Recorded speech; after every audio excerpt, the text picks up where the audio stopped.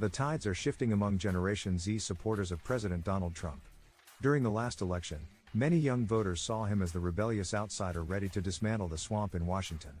However, recent developments, particularly Trump's comments about the Jeffrey Epstein case, are causing older Gen Z voters, those born between 1997 and 2012, to reconsider their allegiance ahead of the next election.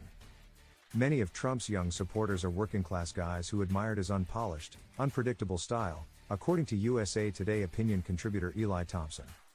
He described how those close to him saw Trump as the outsider who would challenge the establishment and shake up the political system.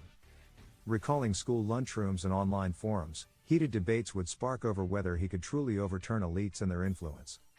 "My friends who supported Trump and were holding on to the promise that he'd stay true to his word of fighting the elites are now scratching their heads," Thompson wrote.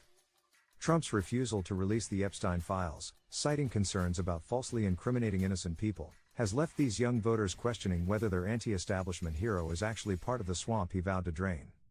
A big factor in this shift is the influence of young podcast brothers, personalities who once championed Trump but are now re-evaluating their support.